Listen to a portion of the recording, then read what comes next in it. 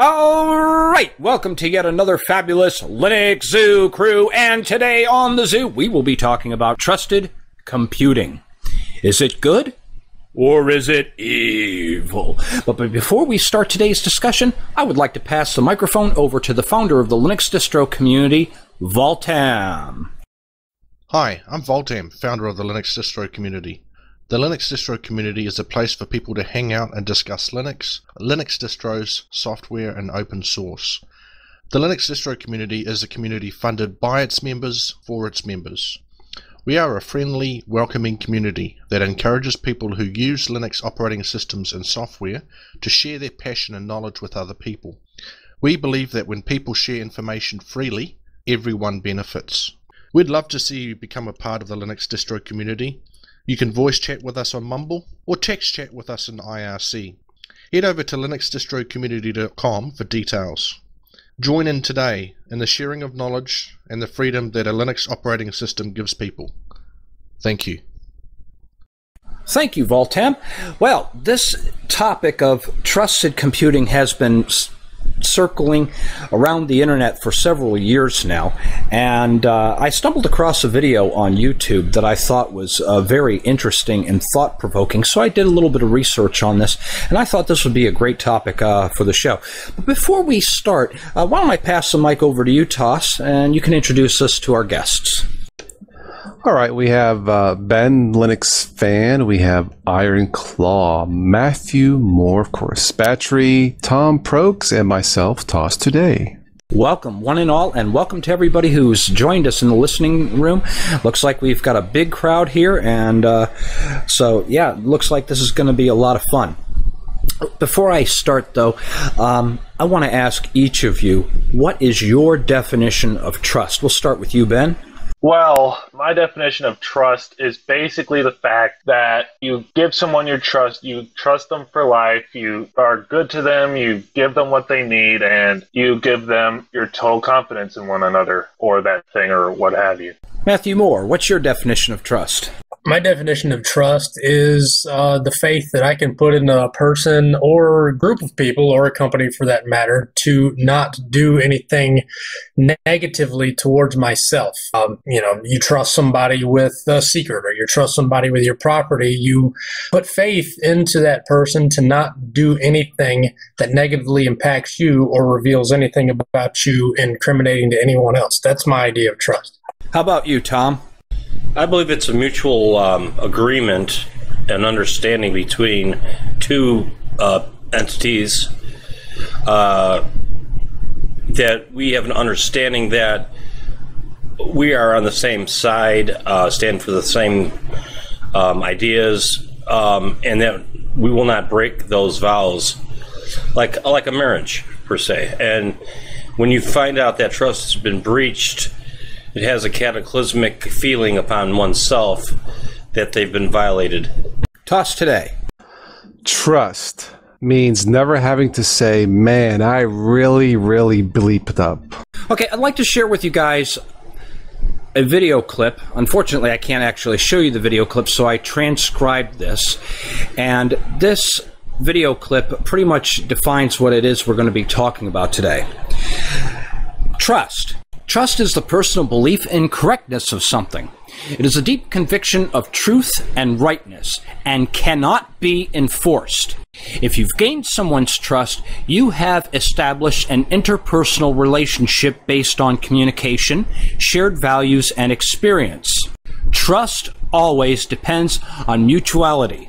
Trust has been reshaped by the computer industry. Now, a microchip does this task for you. The industry calls it trusted computing. This chip will be in computers, notebooks, servers, mobile devices, cell phones, game units, video disc players, and it will be in all of your electronic devices as well. So some of you may ask, what has trusted computing to do with trust? In a trusted computing environment, the major goal is to protect us from potential threats. The original trusted computing idea is to let you decide what to consider as a threat and what is trustworthy. You can control by your own personal conviction. The industry's interpretation of trusted computing idea looks quite similar. aiming at the same, to fight threats and make computing trustworthier. The main difference is you cannot decide on your own what is trustworthy and what it is not, because they already decided for you, and they have decided not to trust you. So if they don't trust you, why should you trust them? And so the focus today is really, is trusted computing a good thing or is it a bad thing? Let's look at a modern example that we have now. Windows 8, for example, uses the Unified Extensible Firmware Interface, which is not necessarily a bad thing. But when they're forcing hardware manufacturers to lock it out to where other people cannot install an operating system of their choice, such as GNU Linux, BSD, or any others, they're in essence controlling what you can do on your hardware. Who should your computer obey? Well, I think the answer to that question is obvious. I should control my computer. I paid for it. I own it. And that's actually the reason that I switched to using Linux full time, was because I couldn't get that level of control on a Windows system. Exactly the point. As being a Linux user, especially if you built your own system, let's say you used the components that Arch provides and built your own system, or you're using Gen 2, or even Sorcerer Linux or Linux from scratch. Pretty much you built your own system and you are in complete control of it. Okay? And so, but with most Linux distributions, pretty much you do have full control of the system. Now, I'd like to share with you guys something that Richard Stallman brought up, and he has an excellent article on GNU.org. And Richard Stallman states, who should your computer take orders from? Most people think their computer should obey them, not somebody else. With a plan they call trusted computing, large media corporations, including movie companies and record companies, together with computer companies such as Microsoft and Intel, are planning to make your computer obey them instead of you. Microsoft's version of this scheme is called Palladium. Proprietary programs have included malicious features before, but this plan would make it universal. And this is just yet another one of those things, why we feel that Linux is better, because we have full control over our systems. We control which programs access media. We're not locked in to any particular piece of software. We'll start with you, Matthew. Have you used any proprietary programs like iTunes, that sort of thing? I have, and it's very annoying after a while because iTunes tries to limit me in what I can do. I download a song on an iPod, it won't let me move it to my computer because it thinks it knows better. It really gets on my nerves. And see, this is just one of those things, because let's say, all right, you bought something from iTunes, it's designed to play in their specific player, but the thing is, maybe their player lacks the functionality and you want to use a player that you think is better to enhance your experience. What say you, Tom? I have not had that problem. I go rogue with my things. I like to have full control. I'm a freak about it, but I don't like anything trying to tell me what to do when I pay for it. It's mine. I've had this issue with cell phones. They tell me, oh, you can't use your phone for hotspotting and stuff. It's in my plan for full unrestricted, 3G and talk and text. But if I tether, they'll shut me off. I've got it only from my phone company. But yeah, I really hate paying for something and then being regulated on how I use it. Toss today. Boy, where do I begin? Let me just shorten this by say, I'm sure all of us, we all love our freedom, no matter whether it's, in our daily lives or with computers. Obviously, the number one reason why I like Linux is security. I feel more secure when I browse the web. Now, does that mean, does that connotate into having more control? Probably. But, all this talk about trusted computing, even with with Linux. Is anything really 100% secure or trusted? Probably not. So the question is, where does this lead to? Sure, it's nice to have choices. Like myself, I enjoy dual booting. Right now, I use Linux most of the time. But if a piece of software doesn't work in Linux or whatever, I can always dual boot into Windows 7. But Spatry, you're right. If we're having a smidgen of our freedom taken away, that cannot be good. Exactly. And in a nutshell, this is what trusted computing is. Trusted computing provides a computing platform on which you cannot tamper with the application software, and where these applications can communicate securely with their authors and with each other. The original motivation was digital rights management, or DRM. Disney will be able to sell you DVDs that will decrypt and run on a trusted computing platform, but which won't let you be able to copy it. The music industry will be able to sell you music downloads that you won't be able to swap. They will be able to sell you DVDs that you can only be able to play 3 times, or maybe only on your birthday. All sorts of new marketing possibilities could potentially open up with this. Now, remember the old days, you bought a vinyl record, and you know how vinyl records can get scratched, right, Toss? Oh, yeah. Okay, so what you did was, you took the record out of the album, you put it on your turntable, and you have your tape recorder, recording the first time the album is being played, so that you have a cassette recording in case some damage happens to that record. There is absolutely nothing wrong with that. And that's the same with music that you purchase online. Okay, hard drives can break. Let's face it, you can damage your equipment. And so they're taking away your right to be able to make a backup of something that you legally paid for. How do you see it, Ironclaw?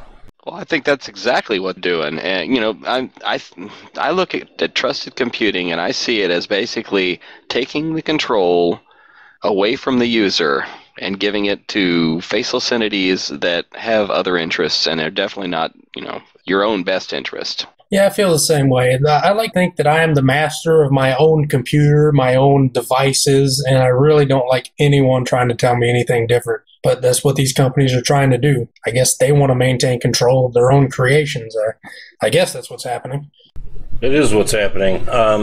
More and more, we're finding ourselves sifting down an endless spiral of more control, whether it be government, corporation, enterprises. It doesn't really matter anymore. Everything is smart. Smart meter, smart. Your computer is smart, but it's under regulation. Regulations is the problem. We need more laws that are enforced and less restriction.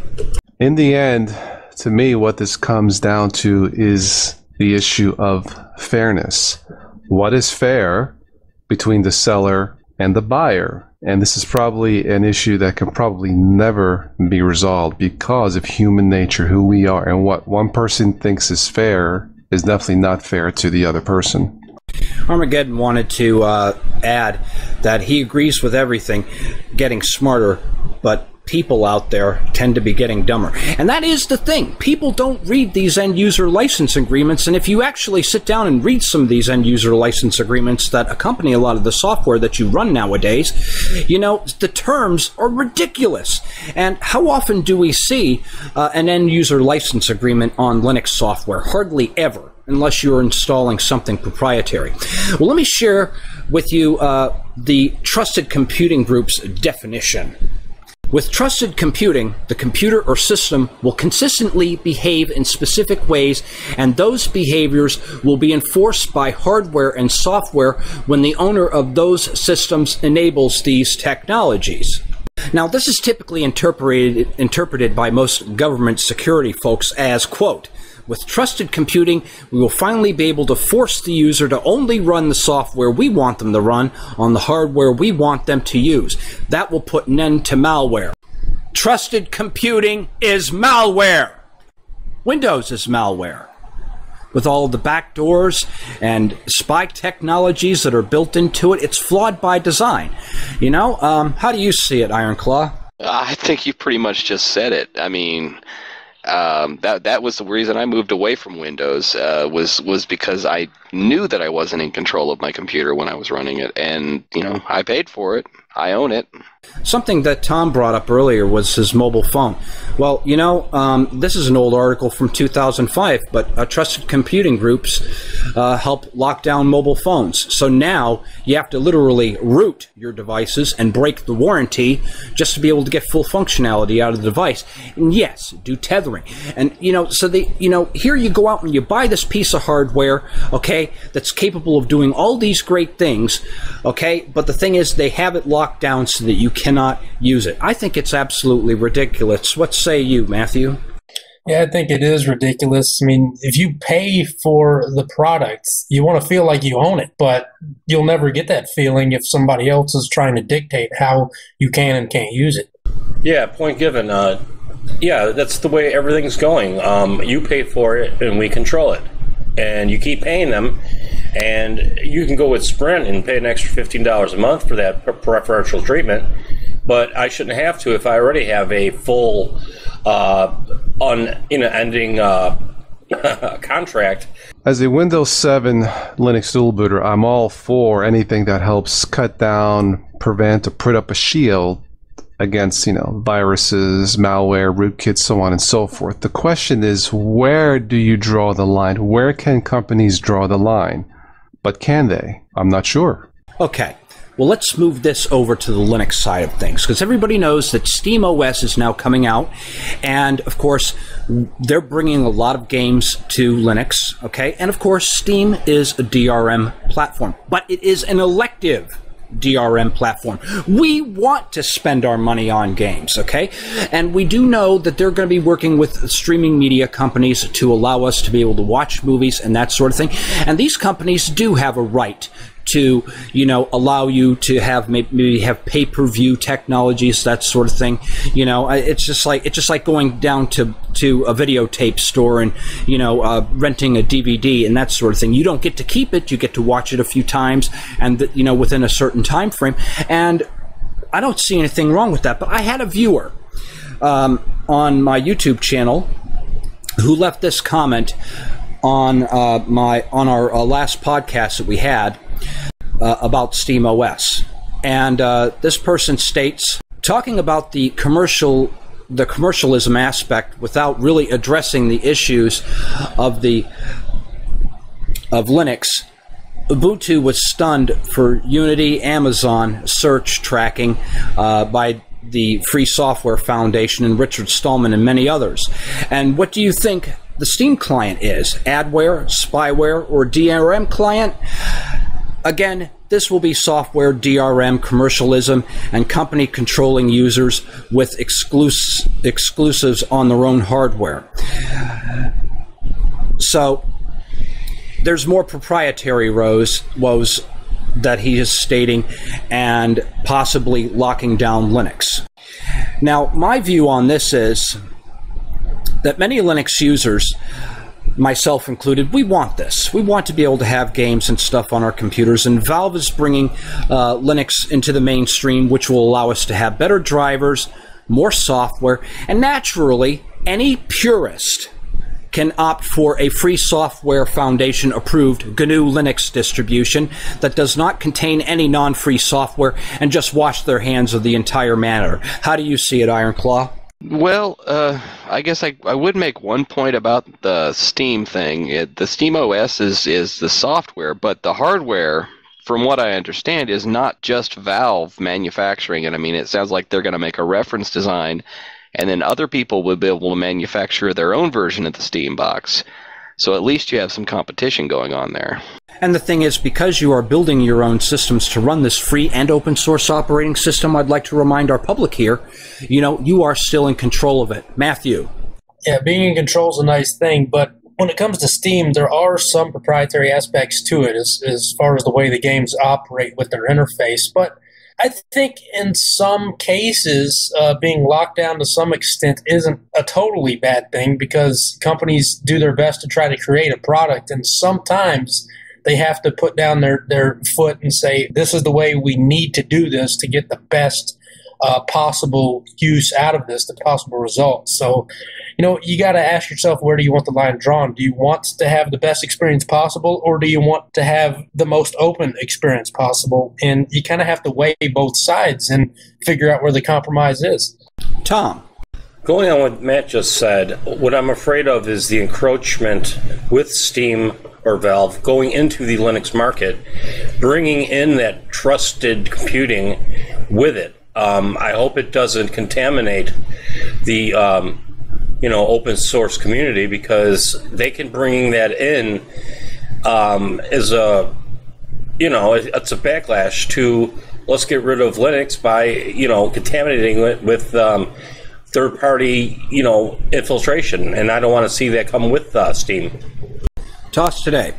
Yeah, going on what with Matthew said, I would kind of have to agree, and if I may, I have to repeat what I said. This all comes down to fairness between the seller and buyer, and ultimately, it's your choice, it's your freedom. If you don't like it, don't buy it. Exactly, and that's the thing. These are elective.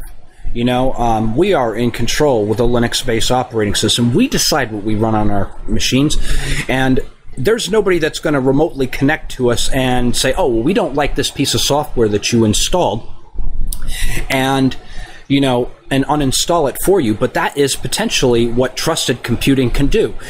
They define an attack not as somebody trying to infiltrate your system, send you a virus and mess up your computer. No. They define an attack as you taking ripping an open source piece of software and ripping your DVD and making a backup for your archive, because they think you are going to pirate that on some BitTorrent website. Ooh.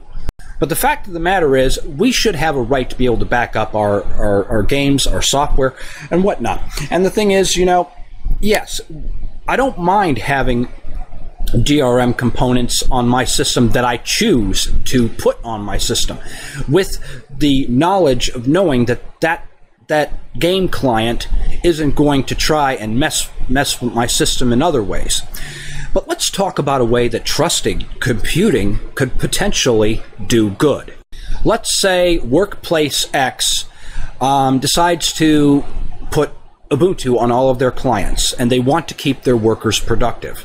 Okay, using trusted computing could allow them to keep their workers productive by disabling components of the OS and denying them access to certain features, so that maybe they can't change the operating system around.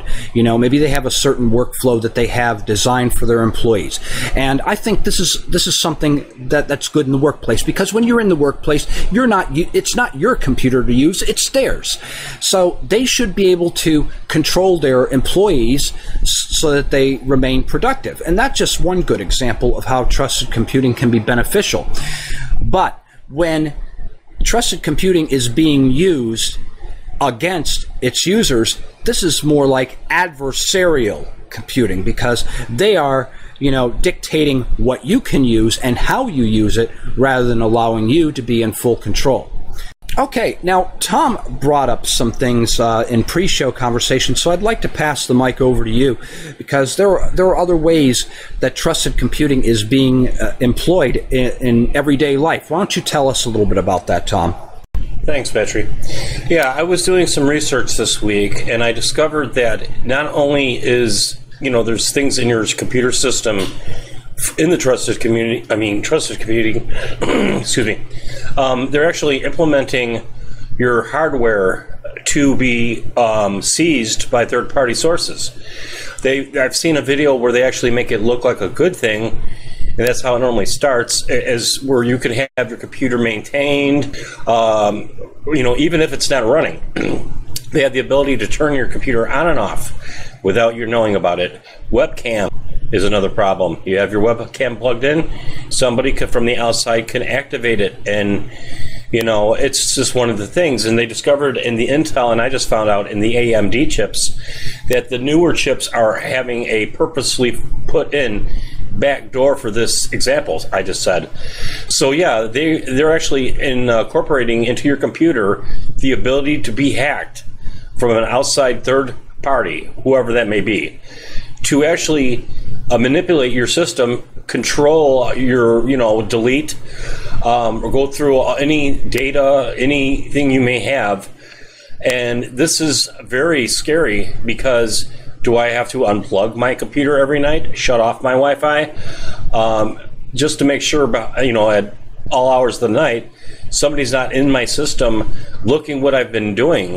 And it's bad enough they can do a drive-by and tell they did this a few years ago with Google, and they got in trouble for seeing everybody's Wi-Fi, and they can get their IP addresses, and they can get all kinds of things. And now they can just backdoor you whenever they want and come inside your computer. You may be on it, not even know they're there.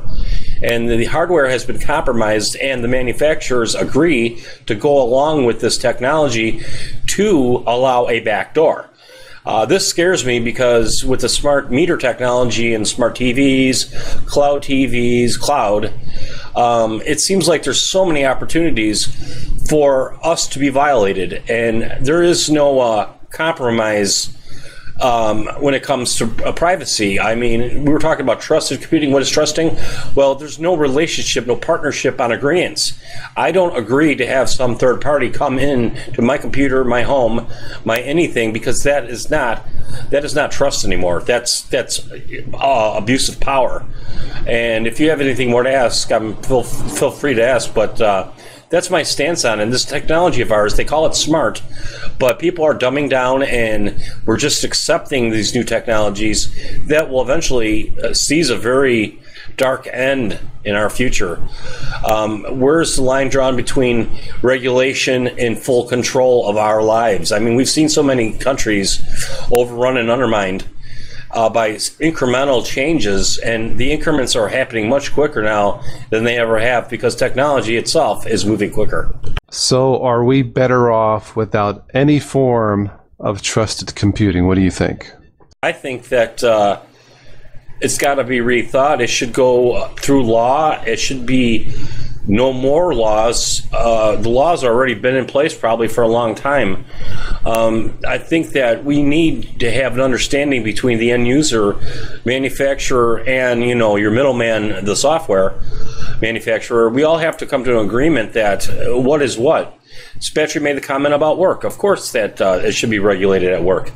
When it's not, people abuse it.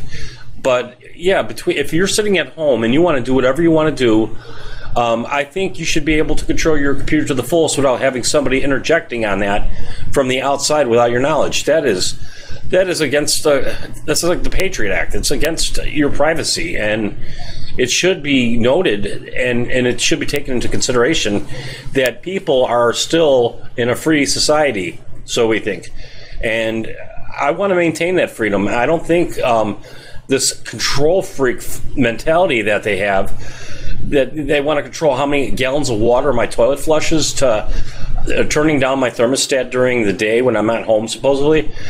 It's just going into a nightmare scenario. So is it safe to say then that some forms of trusted computing would be acceptable? Yes, an employer is your employer. 40 plus hours a week, they pay you to do a job, not to sit there and watch porn. Okay? And people get fired for doing this stuff if they don't have that in place. So they just prevent you from doing it, which is completely understandable. But when it comes to, like I said, me sitting at home and I want to do something, I don't want to be filled like maybe my webcam got turned on while my wife's changing. Or, it could be a myriad of different things. I just don't like the fact that I don't have full control anymore. And if you think you do, you don't. I'm going to say we never did. Any of you have been using AOL? Remember those days where if you got any questionable link, they would cut the service until you called them to re-enable it? These concepts really aren't new. They're just being rethought and being re-implemented on a larger scale now, I think. Yeah, well, as the technology changes, so does the corruption. Now, the idea of trusted computing as it's presented, blocking malware and untrusted sites, I think that's a good way to use it, but that's the problem. The people that have the power to control it, they aren't looking out for your best interest. They're looking out for their own best interest, and that's the problem. They trust themselves. They don't trust you as the user, and that's what needs to change. The user needs to be the trusted one. Trusted computing can work if it works as advertised in blocking malware. But if the companies and the people implementing this trusted computing don't trust into the people using it, then it's all going to fall apart. My comment, last comment is, when you pay for something, like Spatry said about the phone and that, it is just unconscionable to think that I'm paying all this money and for service to get controlled. I'm paying for my own prison, and I don't think I want to pay for my own prison. I pay for the stuff so I can use it. My intentions can be hostile, but maybe they're not. The benefit of the doubt is that, are we all guilty till proven innocent? I thought it was the other way around, supposedly. But yeah, I agree with Matt on the AOL thing. I remember back in the old days where, if you did some stuff, they would cut your service. But now it's like, you're doing something illegal. We're going to shut you down until we can prove you didn't. Well, that's kind of the backwards theocracy of America. My opinion on this is trusted computing is a cancer. And the thing is, we need more people in the community to step up and fight against this, because they are taking away our freedoms. You know, we should have a right to use our equipment as we intend to use them. You know, an end user license agreement should not come with a piece of hardware that you buy. You know, you should be in control of how that, how you wish to use that device, regardless of what it is, a computer, a mobile phone, a tablet, and it's ridiculous, these technologies that they're coming out with to curtail the end user. We pay for these things. We want them to do what we want them to do, not what they want us to do with them. Absolutely. Well, folks, is there any final thoughts on this, Iron Claw? Well, I can see an even worse scenario. I mean, they've been going real heavy on cloud storage and things like that. And, what if they plug that into trusted computing and all of a sudden they cut you off off from your data until you pay them a certain amount of money? Who knows? Trusted computing, there's probably somebody out there that's monitoring my internet connection and shutting off my router every now and then. Who knows? Maybe they don't want this message to get out. Spatry, I think I prefer untrusted computing, but that doesn't quite sound right, does it?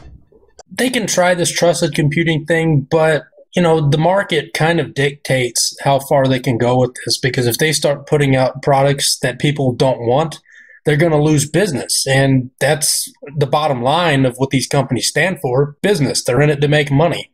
So if people stop buying their products, well, there goes trusted computing right out of the window. But even if they do go forward with this, well, look at the community here. We got a big open source community. There's somebody out there that will figure out a way to get around these atrocities given enough time. And I just put my faith in that and hope that the future is bright. And that is the fact, because, they've had DRM, or digital restrictions management, in place for many years. And DRM can easily be broken. But trusted computing would really give DRM some serious teeth. And do they think that they're really going to be able to stop piracy? That sort of thing? I don't think so, because as long as there is, every time they build stronger and stronger protections, and they're treating end users like a thief, as long as they're building all these protections against users, there are still people that are breaking them. Any final thoughts, Tom? Yeah, as long as we have white hat, gray hat, and black hat hackers, they're not going to be able to achieve this. Anonymous shuts down the government when they do wrong.